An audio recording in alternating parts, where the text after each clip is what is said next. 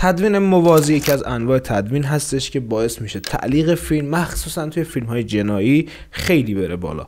میخوایم با هم یه دکوپاژ معکوس بکنیم یکی از سکانس های همون سریالی که قبلا هم دکوپاژ معکوسش رو انجام دادیم، سریال روز شغال، که لینکش رو اینجا میذارم براتون ببینین، لینک ویدیوش رو، چون میخوایم مفصلا این قسمت راجع به تدوین موازی بپردازیم و ببینیم که تدوین موازی به چه شکل انجام میشه. حالا قبل از اینکه وارد نرم افزار بشیم از تو میخوام که منو حمایت بکنی، ویدیو رو لایک بکنی، کانالمون رو سابسکرایب بکنی و من رو به دوستان تدوینگرت معرفی بکنی که از آموزش های داخل کانالمون هم بی بهره نمونن. بریم وارد نرم افزار بشیم ببینیم که چه خبره.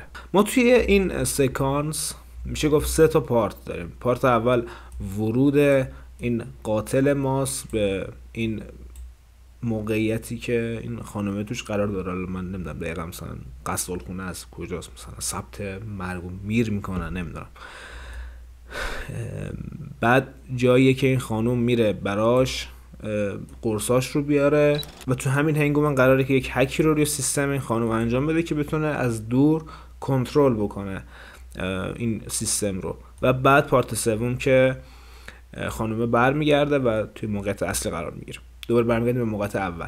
حالا نکتهش اینجاست که تعداد پلان ها، من اینو گفتم که اینو بهتون بگم، تعداد پلان ها قبل از رفت و برگشت این خانم با تعداد پلان ها با زمانی که میره و برمیگرده حدوداً یکیه.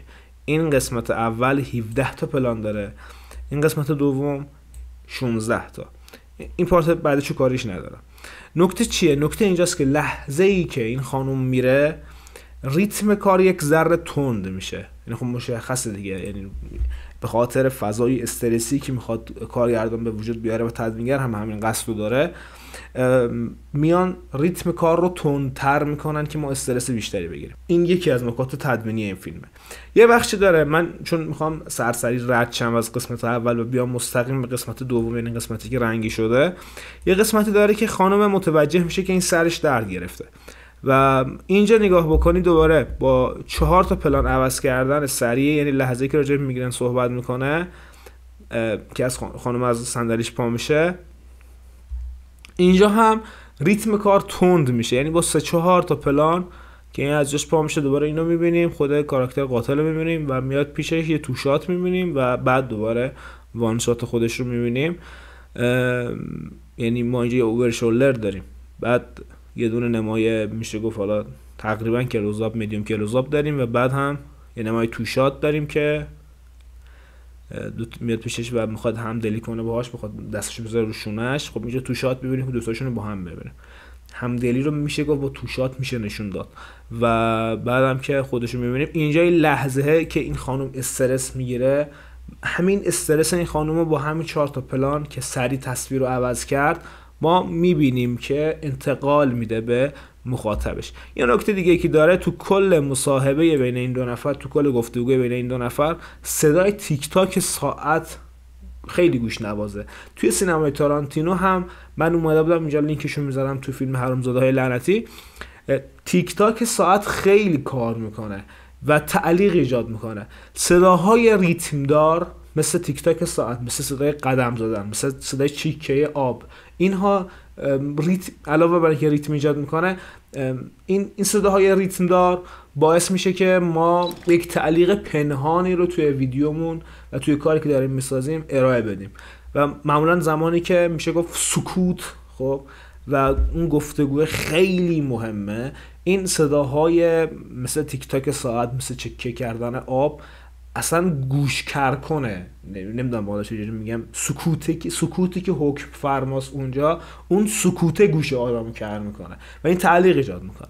پس اینم راجع به تیک تاک ساعت. و نکته بعدی که دارم بحث این مانیتوره که تقریبا ما تا قبل از بحث سردرد این آقا تموم پلان هایی که این آقا رو میبینیم مانیتور هست. میبینی اینجا هست، اینجا هست،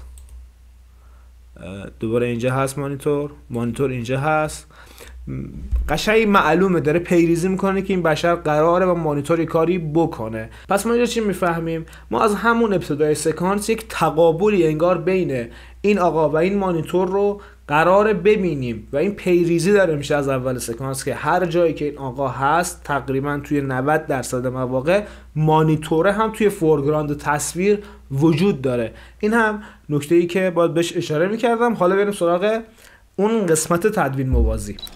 گفتم که کلا تقریبا 16 تا پلان. ببینین این پلان هایی که رنگشون روشن تره، یعنی این دوتا و این کلا 5 تا پلان لحظه ای که این خانم لحظه ای هستش که این خانم میره بیرون، یعنی از اینجا اتاقو میاد درشو میبنده میره بیرون.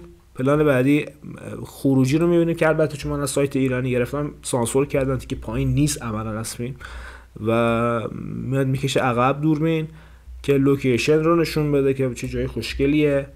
بعد دوباره اینجا میبینیم که اصلا چقدر سانسور بدی کرده. میبینیم که این در خروجیه و میاد سمت ماشین، آودی رو میبینه و میاد داشبورد رو باز میکنه، قرص رو برمیداره و برمیگرده تو، در اینجا رو میکنه و برمیگرده تو و تموم شد میاد داخل. یعنی کلا 5 تا پلان داریم و بیشتر پلان ها داخل ساختمونه، داخل این اتاقی که این آقا چیکار قراره بکنه. قبل از اینکه این خانم بره بیرون من اینجا پخش میکنم. وقتی در رو میبنده میبینیم که تازه داره موزیک جون میگیره و موزیک شروع میشه.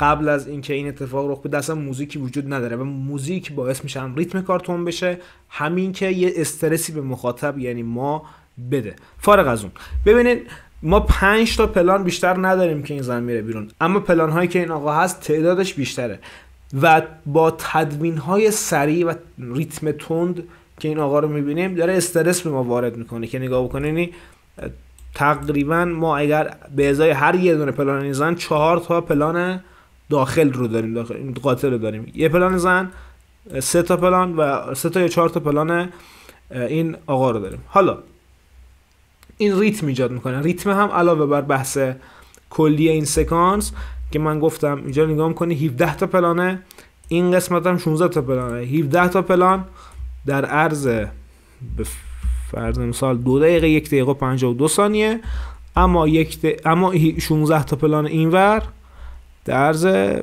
1 دقیقه است، یعنی میشه گفت 1 دقیقه کمتر 50 ثانیه ریتم تندتری رو ما توی این قسمت توی این صحنه داریم. حالا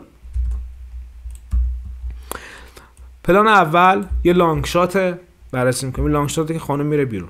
پلان دوم حالا ببینید دوربین اینجا تا قبل از این تقریبا دوربین حرکاتش خیلی کمه و اینجا دوربین فیکسه. اینجا میبینیم که یه پنی میزنه خب و این پنه حالا داره یه حس اکشن به ما میده. دوربین اینجا حرکت میکنه و حرکت معقول داره، حرکتی که استرس میده. تا قبل از این پلان ها ما حرکت دوربین رو نداشتیم. میبینید تو پلان بعدی هم حرکت معکوس این رخ میده، این از راست به چپه، این از چپ به راسته. فکر میکنم که حساب شده است که حالا این تو تضاد نشون بدن که این وری میره این وری میره حرکت دوربین و از این ور میز میاد این طرف میز. خب این حرکت از این ور میز میاد این طرف میز رو با حرکت دوربین هم نشون دادن که خودش استرس داره. بعد یک ذره دوربین میاد جلوتر، یه مدیوم لو انگل میبینیم. خب این لو انگل حس قدرت این آقا رو اضافه میکنه. فارغ از بحث این ریم لایتی که به موهای این کاراکتر دادن باعث عمق میشه و باعث جدا کردن این کاراکتر از بک‌گراند میشه، چون تقریبا رنگ موهاش با رنگ دیوار یکیه. همین یه ریم لایت دادن خیلی حس جذابی میده به کاراکتر، این حس جدا شدن میده به کاراکتر. و اینجا گفتیم که از لانگ شات داریم میایم نزدیک میشیم، یه مدیوم میبینیم و مدیوم لو میبینیم، یه چیزی رو تو جیبش در میاره وارد میکنه به جایی که اصلا نمیبینیم کجاست. باید ببینیم کجاست. میبینیم که یک فلش رو وارد میکنه، تصویر کلوز حالا میبینیم و دوباره همین تصویر میدیوم یه ذره دوباره میکشیم عقب و با پنجره. یه نکته ای رو من تو پست قدیم پیج گفتم کاراکتر تو اگه میتونی توی بلاکینگ یا تو میزانسنت بیار بذارش بغل پنجره، چون باعث میشه که چون خود پنجره به خاطر بافتی که داره و به خاطر اون رنگ نوری که رد میشه حس جذابی رو میده. همین الان این کاراکتر اومده و بغل پنجره داره کارش انجام میده و دوربین هم داره پنجره تو بک‌گراند میگیره.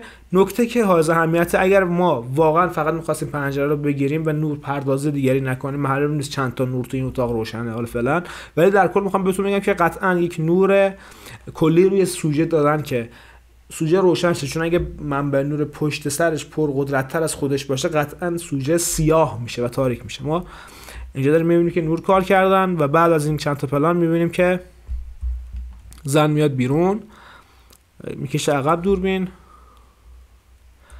و یه نمایی رو میبینیم که این نوری که رو صورتشه شک نکنید نور مانیتور نیست، یعنی یه منبع نور دیگه اون طرف صورتش هست که داره نور صورتش رو روشن میکنه. حالا بازی با نگاه، بازی با چشمشو داریم که نگاه پایین میکنه، نگاه پایین استارت میکنه، مثلا چیز داره باز میکنه و بعد خود مانیتور رو میبینیم که نصب برنامه و خب میبینیم مانیتور رو کامل به ما نشون نمیده و میاد یه تصویر خوشگلی میده، این آواژور پشت سر روشنه، این رفله ها افتاده، خوشگله، تصویر با بک‌گراند خوشگل خلق کرده و بعد میاد کل مانیتور رو به ما نشون میده و بحث اینستال، بحث نصب، تاکید داره رو نصب برنامه و بعد میبینیم که حالا یه چیزی داره اینجا رد میشه که نصب شه. خب و توضیح میده که این نصب چه چیزی هست که دسترسی راه دور میده بهش و بعد دوباره ما میبینیم که زنر میبینیم تو دو تا پلان طولانی کات نمیخوره. ما تو همین لحظه 3 تا کات دیدیم، اینجا معمولا یکی کات فقط بیشتر نداریم که همین کاتی که قرصه رو برمی‌داره، یه تیلتی هم میزنه که ذره، چون این حالا نکته بهتون میگم همینجا، علاوه بر اینکه ریتم کار تونده اومده تصویر رو کلوز کرده، دوباره ذره نزدیکتر شده، یه ذره استرسی بیشتر.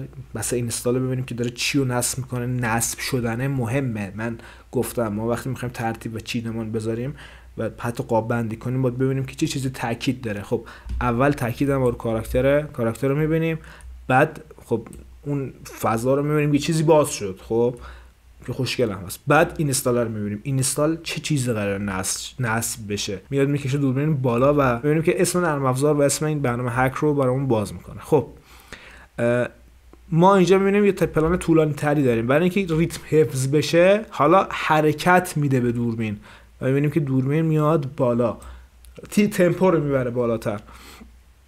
خیلی فرقی نمیشه گفت بین ریتم و تمپو، ولی ریتم میشه گفت تعداد کات هاست که ما هر چی که تعداد کات ها رو بیشتر کنیم ریتم میره بالا.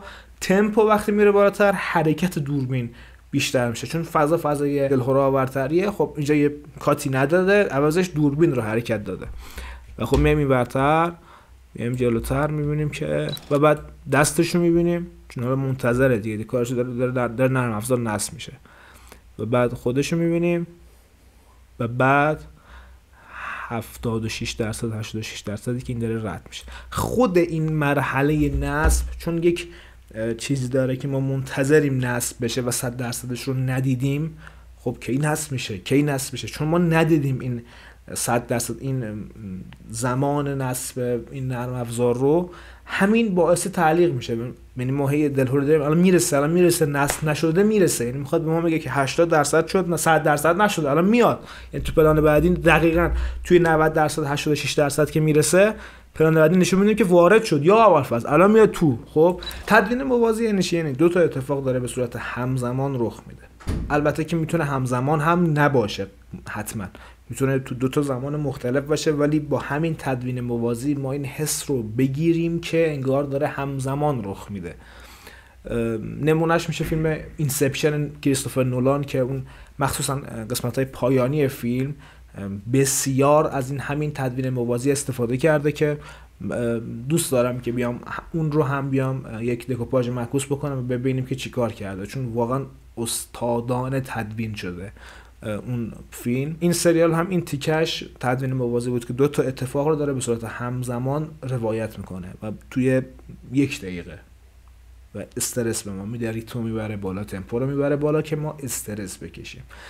خیلی مخلصم، امیدوارم که براتون مفید فایده بوده باشه. حتما کانالمون رو سابسکرایب بکنین و منو به دوستان تدوینگرتون و سینماگرتون معرفی بکنین که بتونیم کنار هم دیگه مطالب آموزنده زیادی یاد بگیریم. صفا بشه. فعلا